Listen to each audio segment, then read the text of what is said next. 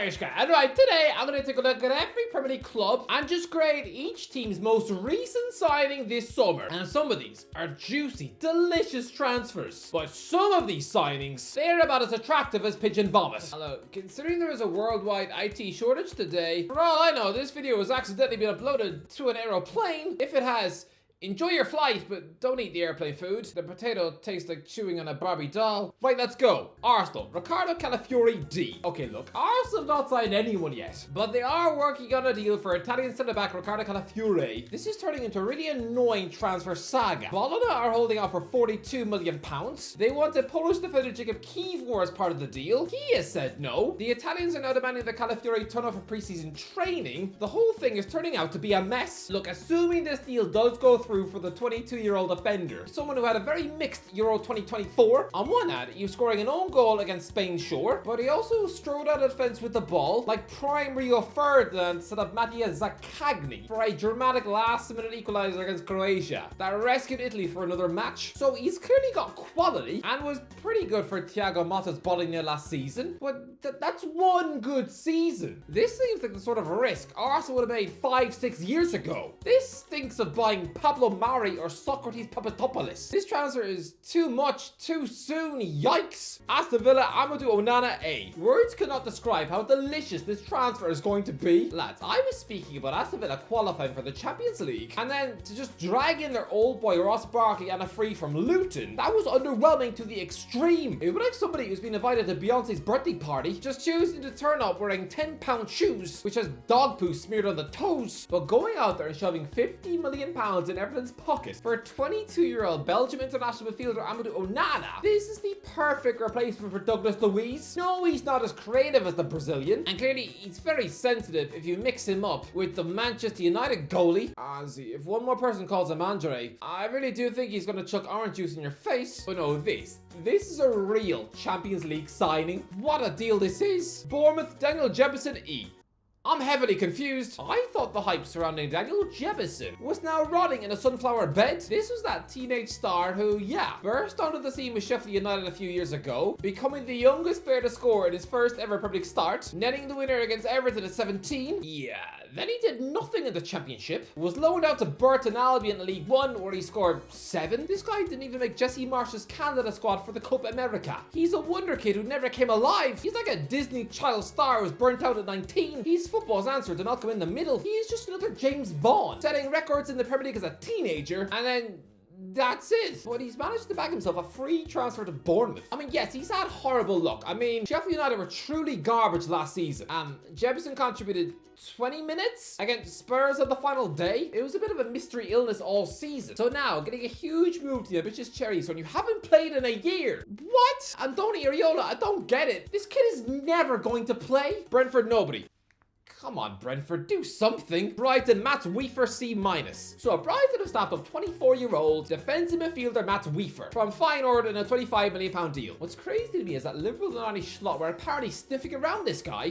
24 hours later, and he's being unveiled in a Brighton shirt, relocating to a town populated with old, lonely men, eating ice cream at the beach, and trying to creepily invite the lifeguard home for sausages and wine. Look, Weaver was a key destroyer for Feyenoord last season, and he clearly has a bit of an eye for goal too, so hopefully this guy is going to be everything that Mahmoud Dahoud was not. He was another highly rated defensive midfielder, big name in European football, and yet when he turned up with the Seagulls, he was more forgettable than a bumblebee's first sneeze. And actually, the previous season, Billy Gilmore was initially a stale, underwhelming pudding. Even eventual £100 million star Moise Caicedo, he started slowly at Brighton too, initially getting chucked out to Beershot on loan. So you know what? I think Weaver is going to start very slowly too. It'll just be a pretty average debut. Chelsea, Renato Vega E. Am I the only one who finds it incredibly depressing that Chelsea continue to stockpile talent, luring children into their gingerbread house before locking them into monstrous 7-year deals? I mean, it's a bit like inviting trick-or-treaters into your house for more Kit Kats. A month later, and their faces are suddenly on missing posters on every tree in your neighborhood. Chelsea have just signed 20-year-old defensive midfielder Renato Vega from Basel, and I almost want to scream, "Get out! Get out! Get out!" It's like an effing horror film, watching the stupid teenage babysitter choosing to walk upstairs when she hears a creepy noise. No, jump out the window, you absolute tulip. They've snapped this guy up from FC Basel for £12 million. Hopefully it works out better than the last fella they bought from Basel. I mean, after utterly misusing Mo Salah, I would have thought Chelsea would be too embarrassed to return to Basel to ask for more toys. But look, I don't see the point of this kid. I mean, forget about the senior players like Enzo, Gallagher and Caicedo. No, Chelsea already have a bunch of defensive midfielders who are in Vega's age group. Leslie Okachukwu, Carney Chukwuemeka, Cesar Casady, Romeo Lavia, Jimmy Taranian. How many defensive mids do you need? Honestly, I bet their WhatsApp group chat is one big insecure mess. I mean, is this guy already Lavia as a replacement? Are Chelsea now acting like the anti-Juliet and actually giving up on Romeo without a fuss? Just a nonsense signing. Vega is never gonna play. Crystal Palace Chadi Riyad B+. Here we have Crystal Palace snapping up 21-year-old Moroccan international centre-back Chadi Riyad from Barcelona for £14 million. On paper, that sounds ambitious. We're only midway through the summer, and Crystal Palace have already been at the negotiating table with both Barcelona and Bayern Munich. Steve Parish must suddenly feel cool. A bit like a high school nerd, being invited to the birthday parties of the rugby lads. Look, Riyad had a great season on loan in Real Betis' defence last season, and he was also a key player in Rafael Marquez's Barcelona B team the season before, as they just missed out in the playoffs. Look, he's probably a salty little gremlin right now, initially sulking like a little boy who's just been denied a trip from Santa Claus because he is quitting his Barcelona dream after just one match in the first team. But still, he'll be a good player. Both him and Mark Gahey in the same defence. That sounds exciting to me. Everton, Iliman and DAE. Here's Everton wrapping up a £15 million deal for 24-year-old Senegalese attacking midfielder Iliman and DAE. Somebody who was seen as a complete superstar at Sheffield United. Look, he is clearly a talent, but he just had an incredibly frustrating season back at Marseille. So I don't know, £15 million. For a club with Everton's crippling financial situation right now, that seems like a lot. It's a bit like having that one neighbour who you know has mismanaged their finances so badly that they've since been forced to sell their fridge and their son, and yet despite them being barely able to afford a box of Jaffa Cakes for their lunch, they are still at a car dealership eyeing up a Porsche. No!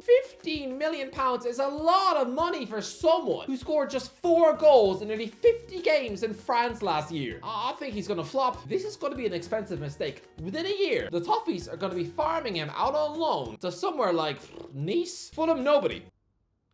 Seriously, Fulham, you haven't signed anybody yet? Hurry up! Ipswich Town, Ariana Muric F. No, what is this? Ipswich Town have just paid Burnley a potential £15 million for a goalkeeper who last season kicked a back pass into his own net. Ariana Muric was a meme. Somebody whose show reel of errors last season was longer than a Smith's toy catalogue. This former Man City goalkeeper had a nightmare Premier League experience. Completely benched until March, and then he proceeded to pick the ball out of his own net 16 times in 9 games as Burnley were pitifully relegated. Look, it is an initial £10 million with a potential £5 million in add-ons. But if Ipswich were in the market for a Burnley goalkeeper, go for James Trafford. Not only was he somebody who was in Gareth Southgate's provisional England squad this summer, but he was also linked with both Newcastle United and Bayern Munich. Burnley were only ever going to sell one goalie. I mean, when Trafford read about Murch's transfer to Ipswich this week, he must have sank in his seat like a prisoner who gets his escape plan foiled when the prison guards notice the hole in his wall. Despite this utterly ugly, low-key transfer, Man City are still making money from this. They're receiving £2.5 million from this Ipswich signing. I mean, do they have their noses in every pie? Honestly, I'm half expecting someone at the Etihad to make a tenner off me choosing to buy a sandwich from Greg's. But no, Muric, now the 4th most expensive signing in Ipswich Town's history. Oh, he will flop. Leicester City, Caleb Okoli D. This is what scouts are for. I already know that none of you have ever seen Caleb Okoli play. No chance. He's a 23-year-old Italian centre-back who, yes, Leicester just bought him from Atalanta for £11 million. But he wasn't part of their Europa League success. Oh no, he spent last season on loan at Frosinone.